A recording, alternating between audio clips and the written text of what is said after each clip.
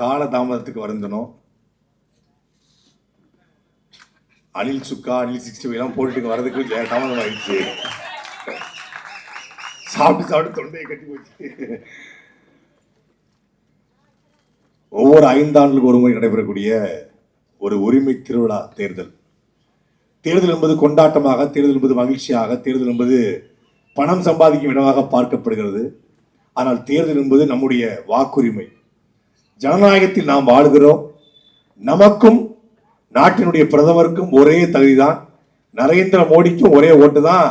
இந்த 1000 விளக்கில் வாழக்கூடிய ஒரு ஆறுமுகத்திற்கும், ஒரு சேவியருக்கும், ஒரு சவேரியாருக்கும், ஒரு பிரான்சிஸுக்கும் ஒரே ஓட்டு தான். ஸ்டாலினுக்கும் ஒரே ஓட்டு தான், நமக்கும் ஒரே ஓட்டு தான். யாருக்கும் இங்க 2 கொம்பும் முளைச்சல. எல்லாரும் இந்நாட்டின் மன்னர்கள், எல்லோருமே இந்த நாட்டினுடைய குழந்தைகள் என்பதை காட்டுவதற்கான ஒரே ஒரு வாய்ப்பு இந்த தேர்தல் மட்டும்தான். ஒவ்வொரு முறையும் மாற்றம் வரும் என்று நாமும் ஆத்தாவுக்கு மாத்தி தாத்தாவும், தாத்தாவுக்கு மாத்தி ஆத்தாவும், திமுக மாற்றாக அதிமுகவும், அதிமுக மாற்றாக திமுகவையும், ரெட்டலைக்கு மாற்று சூரியனையும், சூரியனுக்கு மாற்று ரெட்டலையும் மாறி மாறி போட்டோம். ஆனால் பெயர் சிங்கார சென்னை. ஆனால் அது சிங்காரமாக இருக்கிறதா என்பதை உங்கள் மனசாட்சிக்கு விட்டுறேன். இங்க பேர் மட்டும் தான் சிங்காரம் இருக்கும். வெள்ளச்சாமின்னு பேர் வச்சிருப்பான், ஆளு கருப்பா இருப்பான். அழகேசன் பேர் வச்சிருப்பான், முகம் முழுக்க தழும்பா இருக்கும். அது மாதிரி பேர் சிங்காரம், அது சிங்கார சென்னை அல்ல, சீரழிந்த சென்னை. அந்த சீரழிந்த சென்னையை சிங்கார சென்னையாக மாற்ற வேண்டும் என்றால் ஒரே ஒரு வாய்ப்பு தான். 50 ஆண்டுகளாக ஆண்ட இந்த திராவிட கட்சிகள் மழை நீரையும் கழிவு நீரையும் ஒன்னா கலக்க வச்சுக்கிறான். கேட்டா 4000 crores பேக்கேஜ். ஏன்னா மழை தண்ணியும் சாக்காடையும் ஒன்னா போச்சுன்னா அது எப்படி சரி செய்ய முடியும்? சிங்கப்பூர் என்ற நாடு சின்ன நாடு, நம்மளை விட மக்கள் தொகை குறைவான நாடு. அந்த நாட்டுல மழை நீர் தனியா வடியும், கழிவு நீர் தனியா வடியும். இப்ப நமக்கு என்ன பிரச்சனை ஆகுதுன்னா, சென்னையில கழிவு நீருக்கும் மழை நீருக்கும் ஒரே வாய்க்கால். இப்ப கழிவு நீர் ஓடிக்கிட்டு இருக்கு, பிளாஸ்டிக் குப்பைகள் அது இதுன்னு போகுது.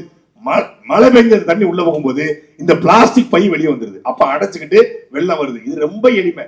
அப்ப அதுக்கு தனியா ஒரு வாய்க்கால போடணும். இத போட்டுட்டா ஒரு 6 மாசத்துல மொத்த சென்னையின் பிரச்சனையை சரி செய்ய முடியும். குடிநீர் தேவை. கிட்டத்தட்ட 92 நீர்நிலையில் இருந்த ஏரியில் இருந்த சென்னை இன்னைக்கு கார்பரேஷன் வாட்டர் தண்ணிக்காக காத்து கிடக்கிறது. அதுவும் சரியான, உண்மையிலே அது சுகாதாரமான குடிநீரா? அது கேள்விக்குறி. நாங்க 2000 தருவோம், 2500 தருவோம், தாலிக்கு தங்கம் தருவோம், 8000 ரூபாய் டோக்கன் தருவோம், கருணை தொகை தருவோம். இல்லை, அனைவருக்கும் ஆரம்ப கல்வி முதல் ஆராய்ச்சிகள் வரை தரமாக சமமாக வேலம்மாளுக்கு எஸ்ஆர்எம்க்கு நிகராக கல்வி கார்பரேஷன் பள்ளிக்கூடத்தில் கிடைக்கும்.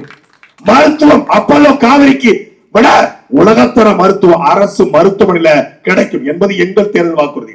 வீட்டுக்கு ஒருவருக்கு அரசு வேலை என்பது எங்கள் தேர்தல் வாக்குறுதி.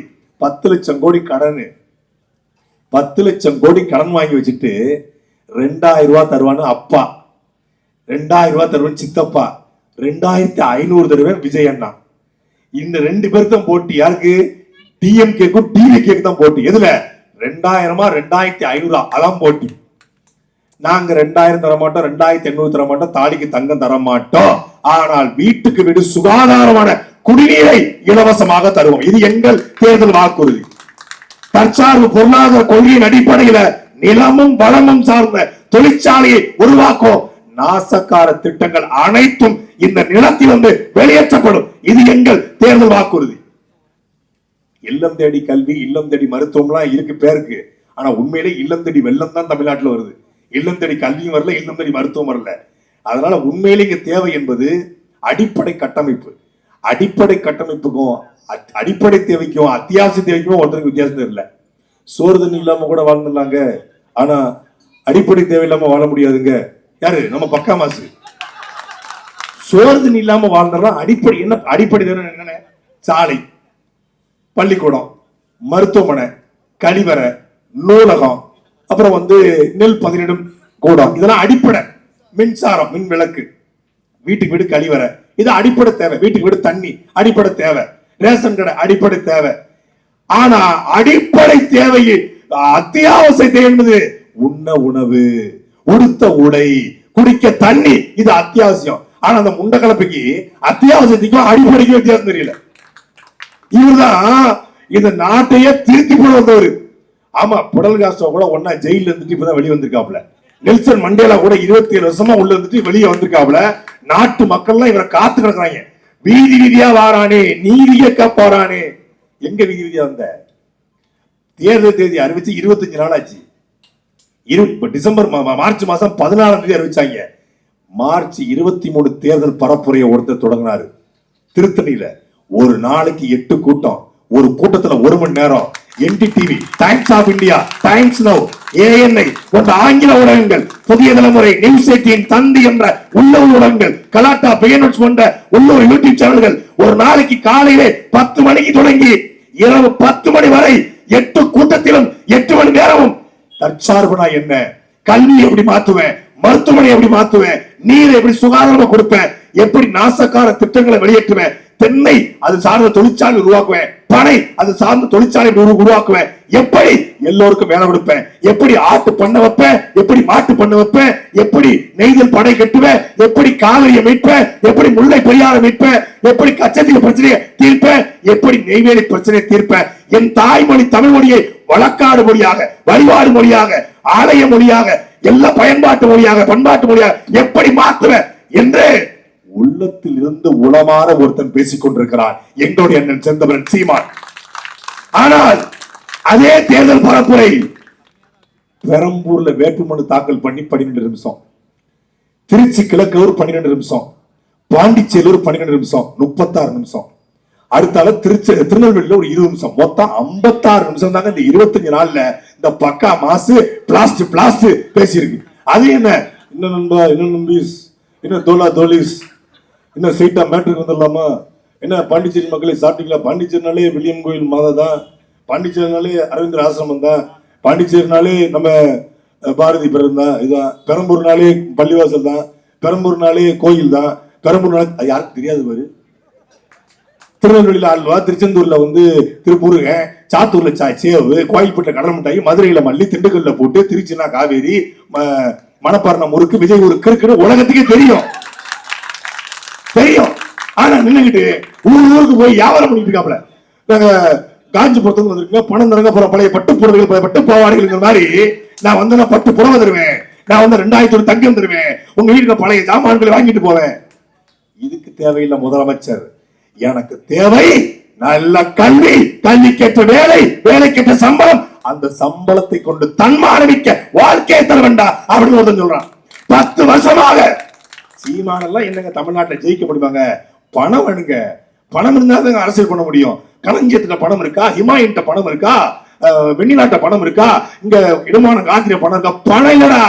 அரசியல் செய்ய நல்ல குணமும் நல்ல மனமும் தமிழ் இனமும் இருந்தால் போதும் என்றுதான் இந்த நிலத்துல 1000 விளக்குல 1000 போராட்டங்களை பார்த்த சீமானுடைய தம்பி களஞ்சியத்தை இறக்கியிருக்கிறார்.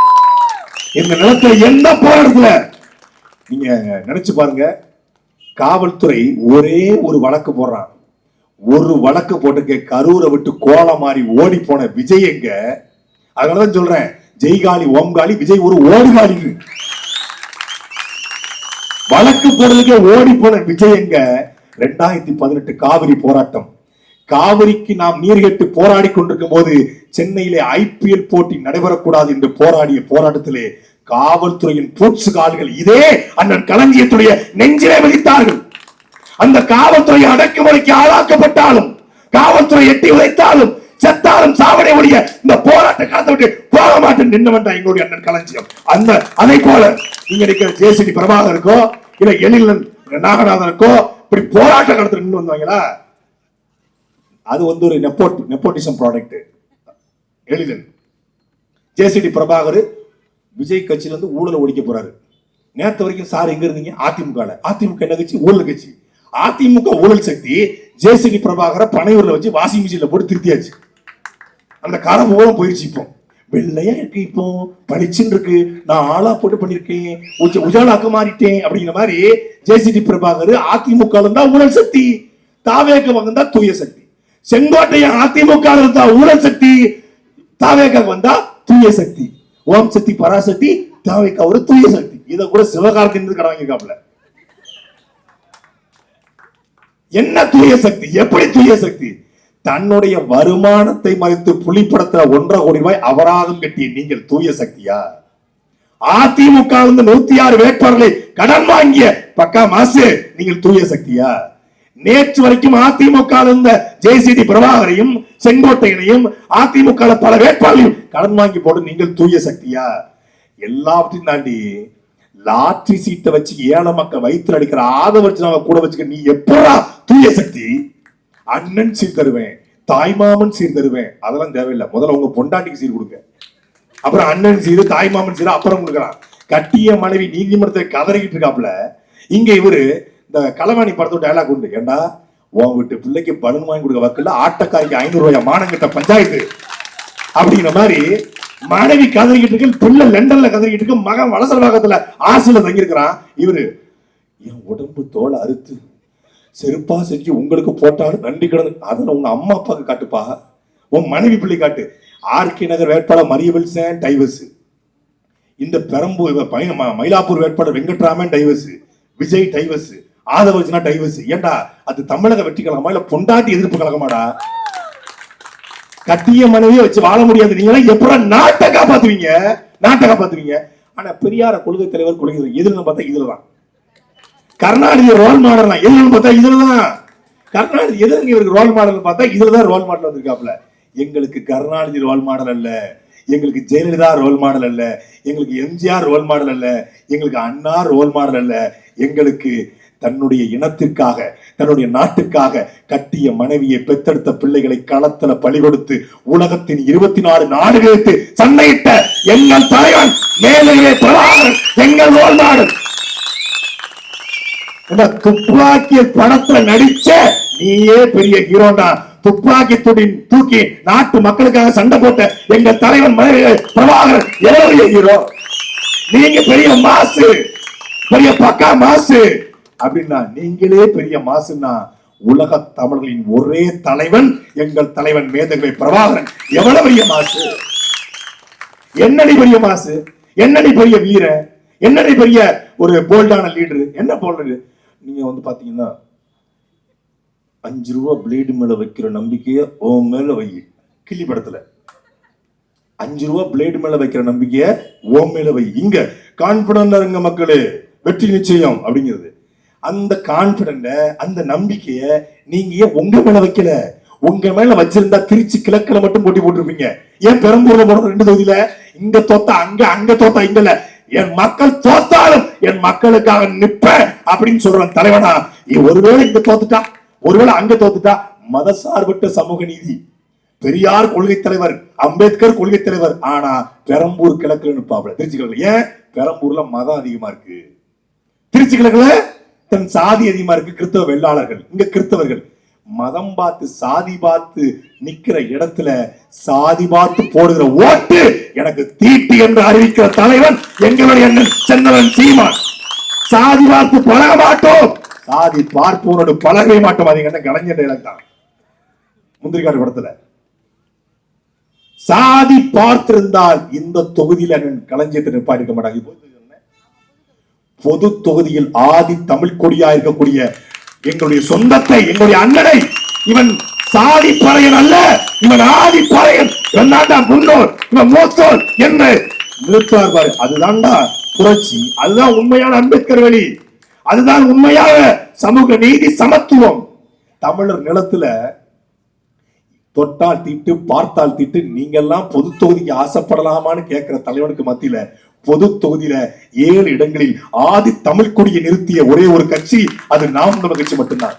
பழனி சட்டமன்ற தொகுதியில பெரும்பான்மை தேவர், பெரும்பான்மை முத்தரையர், பெரும்பான்மை பிள்ளைமார், பெரும்பான்மை படையாச்சி, பெரும்பான்மை கவுண்டர் வாழ்கிற இடத்துல பழனி சட்டமன்ற தொகுதியில ஷெட்யூல் டிரைப்ஸ் பழங்குடி சமூகத்தை சார்ந்த ஒரு பெண்ணை வேட்பாளர் ஆக்கி இருக்கிற கட்சி நாம் தமிழர் கட்சி.